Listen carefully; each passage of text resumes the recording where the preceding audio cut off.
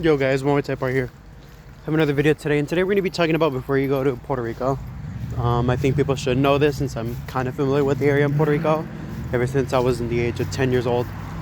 This was my first time driving around in Puerto Rico since I grew up in the area. So I think people can learn a lot from this and take away a lot from this. Tip one, we'll start with tips and I'll give you some key spots to go to, is you will get scammed as people in San Juan. Just a heads up for anybody. As tourists, you will get scammed on prices as something simple as keychains and even like just your general like smaller tourist items like keychains, maybe wallets that have Puerto Rico flag on it, So tip one is just realizing that you'll get scammed, just like in New York, you know what I mean? If you're a tourist, you'll get scammed. And I think that's kind of anywhere. So when you go to New York, Lima, when you go to Puerto Rico, expect that to happen and keep around, look around for prices, because you will pay really crazy amounts for Puerto Rican coffee for no reason. Like, I think I was probably paying for like a 16 ounce of coffee, and that's probably like a medium cup at Starbucks. You are gonna probably pay nearly $18 to like $19 for coffee for two. And when you're going to Puerto Rico, you're most probably gonna go with somebody. So we'll just go with couple prices, and then we'll just go with alone. So yeah, expect that on your trip to Puerto Rico. Second tip I can give you is know where you want to go. Don't just kind of wander around the city, because sometimes it does get busy, just like everywhere in the US. People go to work and people come back from work. The usual times to leave are probably like, if you want to miss traffic, is 10 o'clock and 11 o'clock. If you want to get good traffic, that's not too bad. Worst, and then in the afternoon, if you're trying to come back, I'd probably wait till like 8 or 9 o'clock to come back, because 5 or 6 o'clock it gets busy and traffic is very overwhelming in Puerto Rico. Bad times to leave: do not leave at 6 o'clock to like 7 o'clock in the morning to like 5 o'clock in the morning. And I would highly suggest against leaving any type of location to go back home at 5 and 4 o'clock in the afternoon, because you will get catch up in traffic. And this leads to my next point, is in Puerto Rico, people drive without turn signals, and some people do. Obviously the ones that do are tourists, and the people that don't are just regular people that are living local, What's another key now I can probably say? Traffic lights at Puerto Rico do not work, so you have to be super careful. And I think after a certain time, you treat your lights, I think after like 12 o'clock at night, you treat red lights as stop signs. So you stop and then you go. That's what I had to do, because I guess it's common in Puerto Rico for people to pull you over to rob you and stuff like that. Now, how common is that? It's not super common, but it does happen. So be precautious when you're coming back super late at night. Ways to avoid this: lock your doors while you're driving.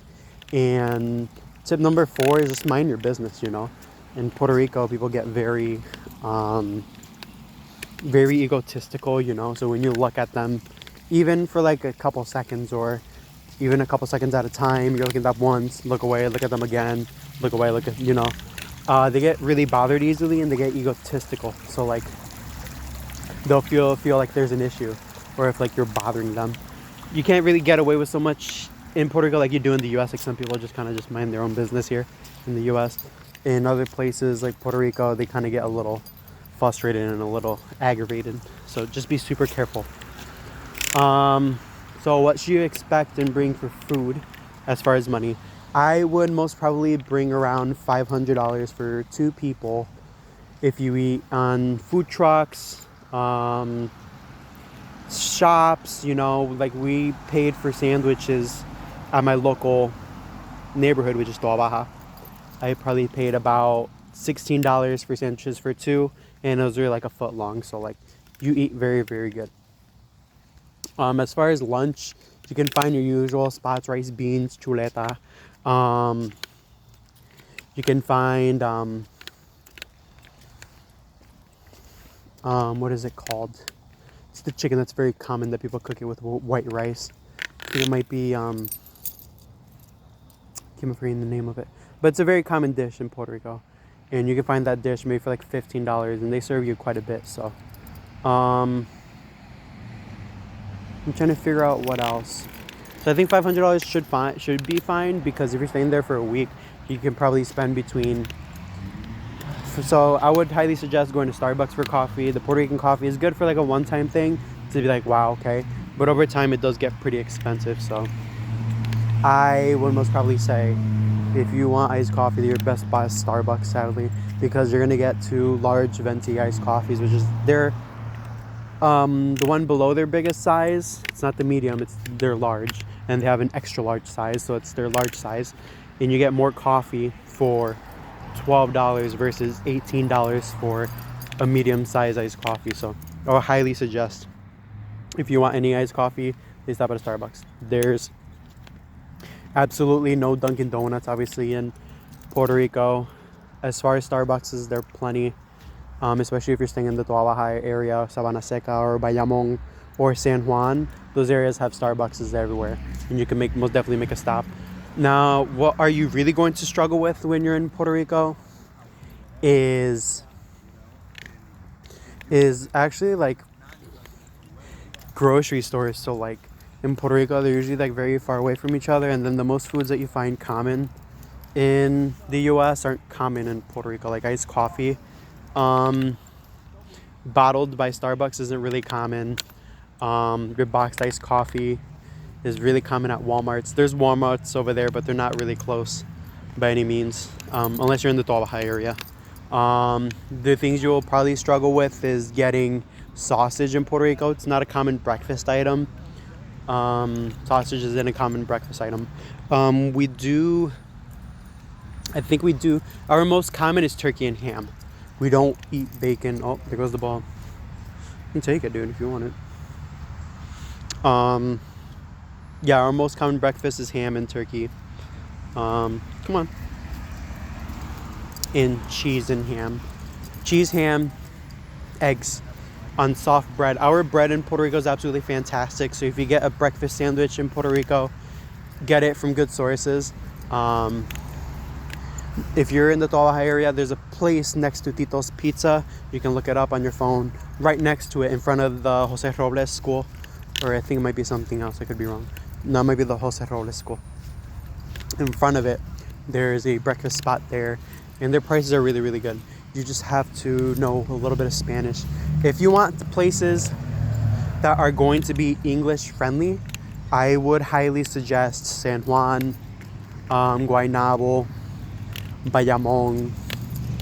Salinas could be an alright location, and that's really all the other ones I can kind of suggest as far as English knowing spots. There was some, it's just common, in Puerto Rico. It's common now just because of my generation. The older generation, like my mom and dad, for an example, they're in their 40s now. I'm 26. We're becoming more bilingual. We're becoming more smarter, and this is how we are. So we're kind of open to learning new things and doing the best that we can to teach others, so that's very, very good. So you shouldn't have an issue anywhere, but if you do, they're more than happy to help you by pointing out pictures and stuff. Kind of similar to Japan. I had that traveling thing with Japan where I had to point out pictures and say yes and no. So like, I would highly suggest learning gracias, buen provecho, and sí y no.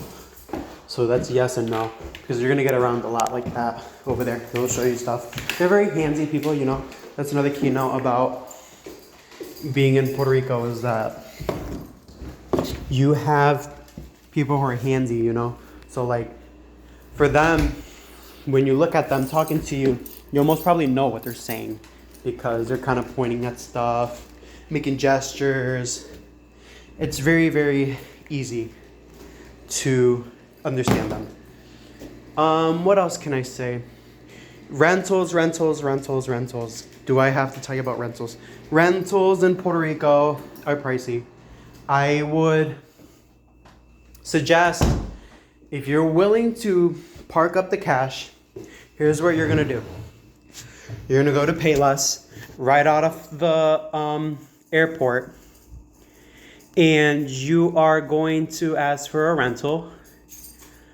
What you're gonna come by is three things. Do you want an SUV or a regular car? I would highly suggest getting an SUV because getting around San Juan in a car is not gonna be fun. Second thing is they're gonna ask for insurance.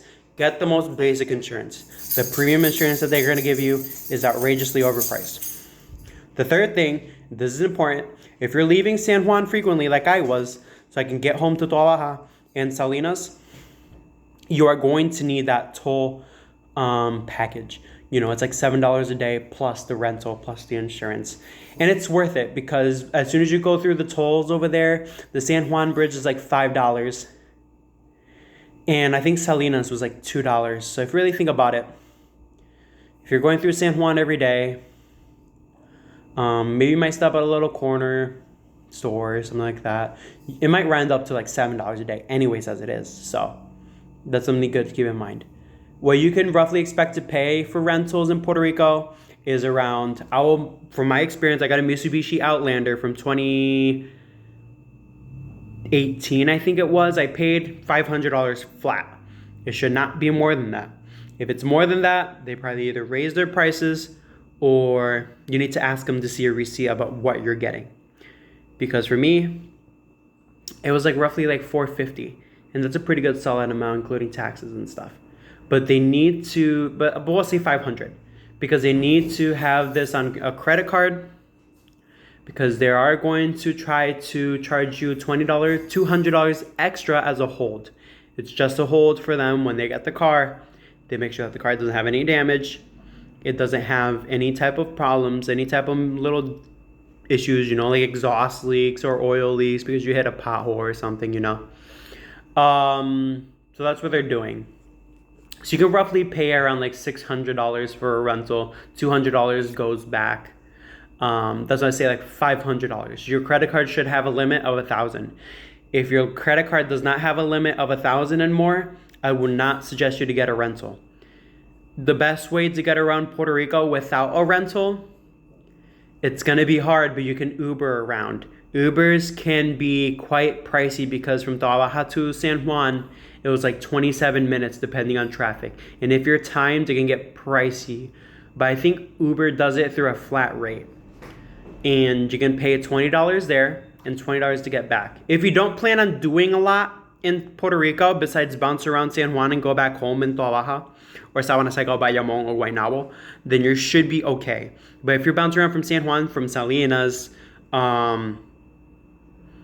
maybe you're bouncing around from San Juan, from Vega Baja, you're bouncing around from Salinas to maybe to the whole other side of Puerto Rico, that's going to be a problem, and that will get pricey quickly.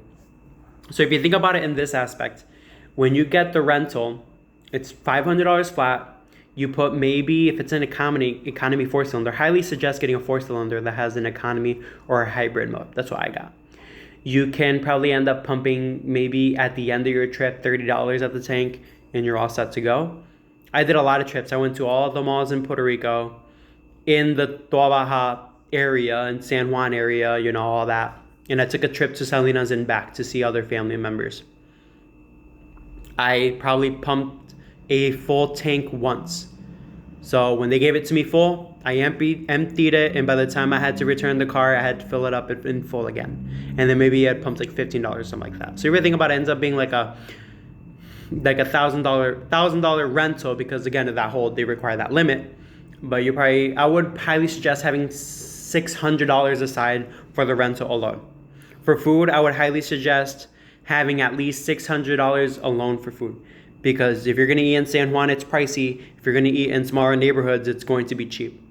You just need to know. Because a couple spots that I can recommend that are really, really good, but pricey, is Perra Caliente in Toa Baja. It's a food truck. And they sell really, really good food. It's portioned for two, though. So honestly, If I went over there with my girlfriend and we had 2 separate plates, if we could honestly gotten one plate, we both could have ate out of it. But it's really, really good food, and you can always save it for the next morning if you're trying to push your cash around. Water is cheap over there. You can find water basically anywhere that's a small convenience store. They're not going to have like a Stop and Shop or a Walmart local to you. You're going to have to go to either Icono, Seleccios, or your little corner store. In my area, there was small corner stores that really helped me out a lot with small things. Like if I wanted avocado or water, energy drinks, they were there. Most stuff closes at around 6 o'clock at night. So make sure that you wake up early and do what you have to do. And most stuff opens in the 10 o'clock in the morning range to 11 o'clock in the morning range. So they're not open for very, very long at all. Not like here in the US where they're open for like 15 hours. No. Over there, they kind of open for like 6 hours and then they close. So make sure you know what you kind of want to do and what time, because scheduling this stuff is going to help you out a lot in your trip.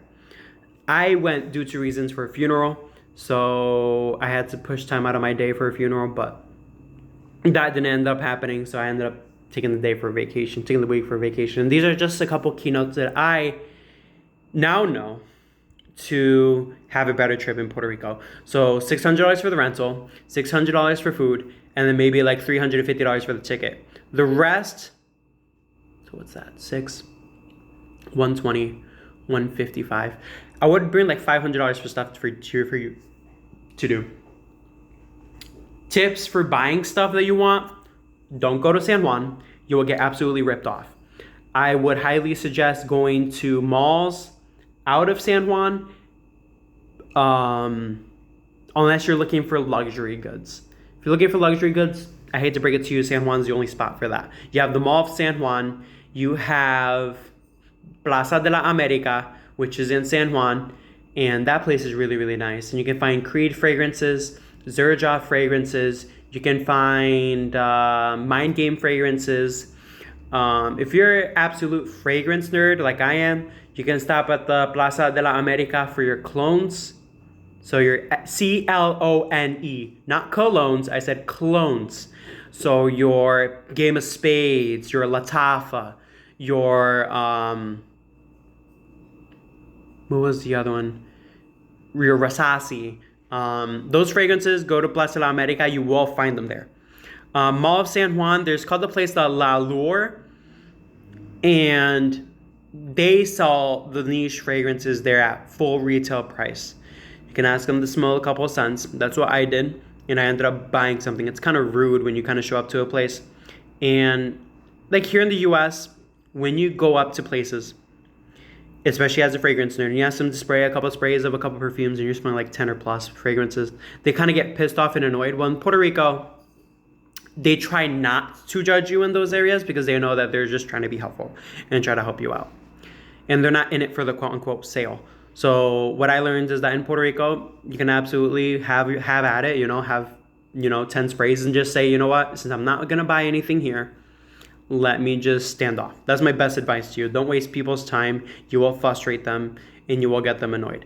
It's just in Puerto Rico, they have more of a tolerance towards those things. So you might get away with a little bit more. But here in the US, it doesn't run away. They're just here for the sales and stuff. So anime stuff in Puerto Rico. Anime stuff, there's a place called, I think, Otaku's Shop in Plaza del Sol. And then there's a Bayamon shopping center or something like that. I think that place was closed and we had to go to somewhere else in Bayamon. That was a mall. So Plaza del Sol is going to be your closest one. And then you have Rio Hondo, which is in Bayamon. And they have fragrances there too. So there's a couple notes. If you're taking notes, good for you, because you're going to need all this information. And I'm trying to give you as much information as possible. So now let's talk about preparing, packing. I guess packing would be super important. I would highly suggest to pack sandals. You are going to be walking around a lot. I would highly suggest to pack tank tops if you like tank tops, because it does get hot over there really, really quick and it gets humid. I would highly suggest packing a deodorant that has a 24-hour resistant, because any deodorant that you have here in the US that's weak will not last over there. You're going to have to absolutely put deodorant on before bed because you will sweat when you go to bed at night in Puerto Rico. The nights generally tend to be a little bit cooler and less humid because the sun isn't sitting out as much, but you will get hot. So I would highly suggest to pack fragrance, so perfumes, you know. I would highly suggest packing perfumes if you can. I think your limit through TSA is 3 ounces. And I think your limit on your baggage, I think I brought a total, not even joking you, like 10 fluid ounces of fragrance through not my carry-on, not my personal item, through my luggage. So if you are going to bring fragrance back, I can tell you right now, you can bring a total of 2 full bottles of fragrance, meaning 3 ounces, in your actual luggage that goes in the plane. Not your carry-on, not your personal items. It's going to be in your checked bag. Put those there. Your travel spray goes in your checked bag. And you can most probably bring avocados back. I was going to try to do that, but I said digress. Things I would have probably known to make my trip better is I wish I would have known about the fragrance limit to bring because I would have brought the whole store with me. But your limit, I think my limit so far has been 10 fluid ounces that I got away with. So I got the Game of Spades, Wild Card, Creed Royal Water. I got a Mind Games Discovery set. I got The House of Oud Dates Delight. And I got a sample of Imagination by Louis Vuitton. And I think that was... Oh, and I had an 8 ml sample, 8 ml travel spray of Tamarindo by Memo Paris. So that should give you a rough idea of what I packed, what they allowed through, and all of it came through just fine. You can bring food from Puerto Rico back. You just have to make sure that it's not opened and it's sealed. So if you bring avocado back, don't make sure it's not bitten into or it's peeled on the side. Just make sure it's a solid avocado that you can bring back. Make sure your food is sealed and that's not open. So if you're bringing back candy or canepa and stuff like that, you can most definitely bring that. Just have to make sure it's sealed. I wish I would have known on the way back from Puerto Rico that was there things? I think those were the only 2 things because I'm a fragrance nerd. I brought seashells back. If you're trying to bring back seashells from Puerto Rico, you can most definitely bring back seashells. You just have to make sure it's bagged and you have to make sure that it's empty of any type of like salt water. So shells, small shells is fine. Big shells are okay too. I had a big shell, maybe about like this big. It's in my room, about this big, maybe about like that thick. I'll probably say like that big, thick, and then this long.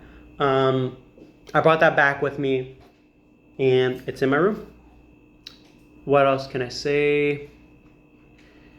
Yeah, so things to bring is most definitely deodorant because you're gonna need it at night. Tank tops because it's gonna be hot. You're gonna need sunscreen. I would most definitely pack up sunscreen, lotion to keep your skin moisturized. You are gonna get sunburnt pretty bad. Water. Carry a lot of water with you. As soon as you leave the airport, buy water. Buy the big jugs of water because you will be hot, you will be tired, and you will be walking around a lot. Things to expect while you're over there is San Juan parking. San Juan parking, bro. San Juan parking is pricey when you go to certain places. And it's very limited. Very limited. So I've never parked on this side of the road because at the end of the day, it's a rental. If someone scratches your rental, it's a big game over. I paid $30 for parking while I was in San Juan for 24 hours. Not an overnight, but you know, it's just parking and it's there and it's convenient. So if you could put money aside for that parking, and if you plan to stand in San Juan at least once, not sleep at San Juan, but you know, just hang around San Juan, I would make sure you set aside $30 for that parking. That's there. It's literally right in front, not in front of El Morro, but it's a couple blocks back from it. Because since parking is so limited, you have no choice but to pay the $30 sometimes. I had to pay it twice, sadly. And what else? I think the other time there was parking, but when you park in El Morro, there's gonna be like an underground parking place, and that parking place is, I think it was like, not even gonna lie to you, like $3 an hour, or it was like a progressive rate of $1. Then it would be like $2.50 the next hour, $3.50 the next hour, and then obviously that adds up over time. So you really think about it. If you're staying in San Juan for more than like 8 hours, why not pay the $30 for the parking? But if you're staying in San Juan maybe for like 2 hours or 1 hour or 3 hours just to hang on the grass and look at the sun or something like that, then paying the $1 is nice. But again, it gets packed super quickly, and it's very inconvenient sometimes because you're dodging people and stuff. The roads in Puerto Rico are very tight, very narrow, so you have to share the road with others. Like, it's yes or yes, it's not optional. You have to share the roads with people. People will go in the opposite direction than the road is, so you have to be super careful with that and pay attention to those things. And like I said, people don't throw turn signals when they're over there, so you kind of have to be very focused. The lights in San Juan do not work. If you're picking up a car from Payless late at night and you're driving that car, there's going to be an intersection that comes up that can be a little bit scary and sketchy if you're used to driving in the US. But if you're used to driving in countries maybe that have tight roads in general, then it might be easier for you. What else? Driving in the rain sucks. If you're planning on going from Toa Baja to Salinas and you're planning on going back from Salinas to Toa Baja late at night while it's raining, good luck to you, because it fogs up. Drunk drivers like to drive back from Calle and Cagua and just drive late at night and absolutely not leave their lights on. People speed on those roads. I would highly suggest you to sleep overnight at a friend's house in Salinas if you can.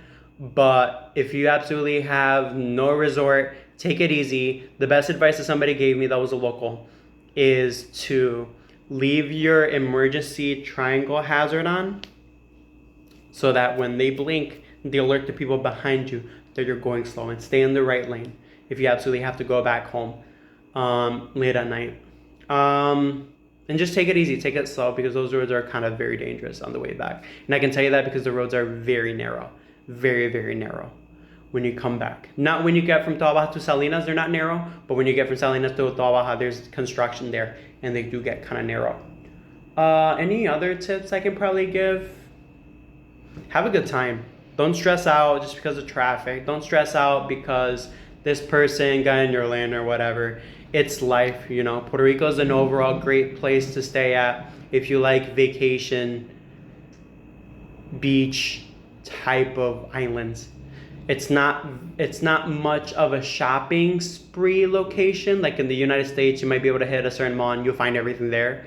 It's just a very good location for hitting the beach, enjoying the sun, having pina coladas, drinking, In San Juan, you're going to find a lot of drinking spots that are open late at night, and it's super common.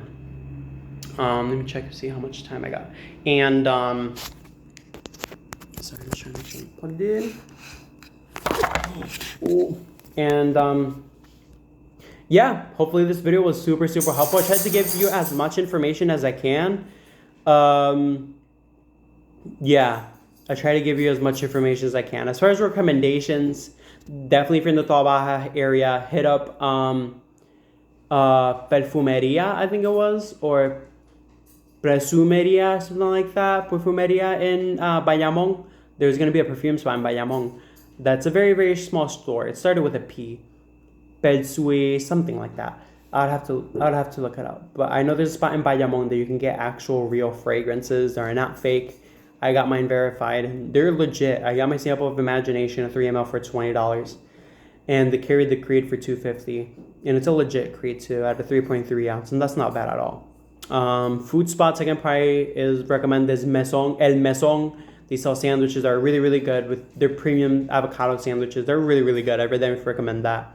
And then El Sabor, and I think that's in Toa Baja too, or Sabana Seca, around that area. El Saborcito or something like that. Smoothie spot, go to Dulce, so it's gonna be DULC.